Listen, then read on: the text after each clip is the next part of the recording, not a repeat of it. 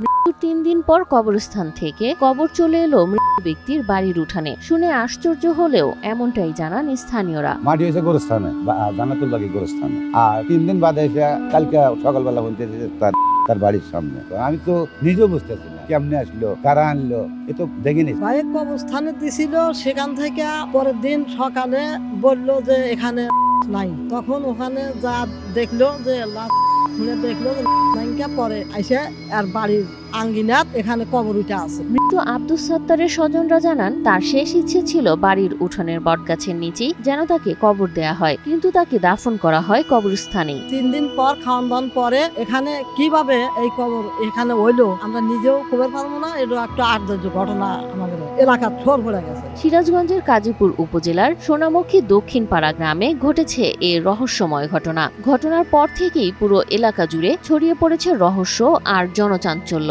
এলাকা ছোট পড়ে গেছে, পড়ে যা মানুষজন সব লোক সব কবর দেখতে আসতেছে। স্থানীয় সূত্রে জানা যায় গ্রামের প্রবীণ বাসিন্দা আব্দুস সাত্তার গত বৃহস্পতিবার মৃত্যুবরণ করেন। তাকে দাফন করা হয় স্থানীয় সোনামুখী আল মাদিনাতুল বাকি কবরস্থানে। ধর্মীয় রীতিনীতি মেনে যথাযথভাবে সম্পন্ন হয় জানাজা ও দাফন। হাসপাতালে ছিল, তারপরে আমরা কয়েকজন মানুষ যায় আব্দুল সাত্তারকে নিয়ে এসে দাফন করে জান্নাতুল বাকি গোরস্থানে তাকে মাটি দিয়েছি। কিন্তু কবরস্থানে দাফনের 3 দিন পর আশপাশের মানুষ দেখতে পান সেই কবর খোঁড়া এবং মরদেহ নেই। 4 দিন পর সকালে একজন লোক ফোন দিল যে আব্দুল সাত্তার কবরে নাই, খোঁড়া।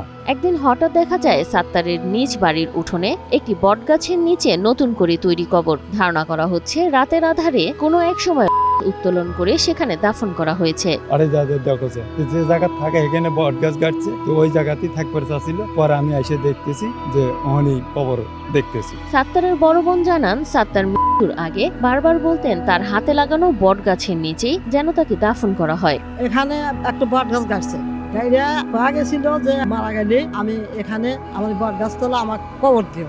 সেখানে ময়মুরব্বী না শুনে না যাই না নিয়ে যা কবর জান্নাতুল কবরস্থানে যা মাটি দিছে। প্রতিবেশীদের ভাষ্য অনুযায়ী আব্দুস সাত্তার ছিলেন নিঃসঙ্গ সাধক প্রকৃতির মানুষ। প্রায় 14 বছর আগে পরিবার থেকে আলাদা হয়ে এক কৃষি জমিতে বাস করতেন। আমরা দেখে আমরা অবাক হয়ে গেছি খুব, যে এই জিনিসটা আমরা জীবনে দেখি নাই। এই জিনিসটা দেখলে স্বাস্থ্যকর অল টাইম হানিকম, সব সময় অল টাইম হেলদি লাইফ।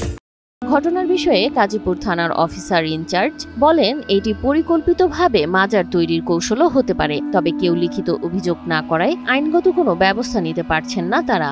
এটা একটা ধর্মীয় ইস্যু, যেহেতু এক স্থান থেকে আরেক স্থানে স্থানান্তর করা হয়েছে। কেউ হয়তো মাজার বা তরিকা পন্থী অঞ্চলে থাকতে পারে, কিন্তু কোনো পক্ষ থেকে কোনো জায়গা থেকে যেহেতু এই বিষয়ে কোনো কমপ্লেন বা অভিযোগ হয়নি, সেদিন আমরা কোনো আইনগত ব্যবস্থা নিতে পারি। কিভাবে কবর বাড়ির উঠোনে এলো, কে বা কারা এই ঘটনা ঘটালো তা নিয়ে রয়েছে গ্রামবাসীর মনে নানা প্রশ্ন। কোন কারা নিয়ে আসলো, কি হলো, অলসতা আনো কোনো টের পেলাম না, আর আমরা আজুবা গেল। এদিকে এই রহস্যময় ঘটনাটি ছড়িয়ে পড়ার পর দক্ষিণ পাড়ায় উৎসুক মানুষের ভিড় বাড়ছে। কবর দেখতে দূর দূরান্ত থেকে ছুটে আসছেন মানুষ। কেউ বলছেন অলৌকিকতা, কেউ দেখছেন মাজার তৈরির সম্ভাব্য প্রক্রিয়া। কিন্তু এখনো স্পষ্ট নয় রাতের আধারে কে বা কারা কবর খুঁড়ে সরিয়ে আনলো, আর কি উদ্দেশ্যেই বা এমন কাজ করা হলো।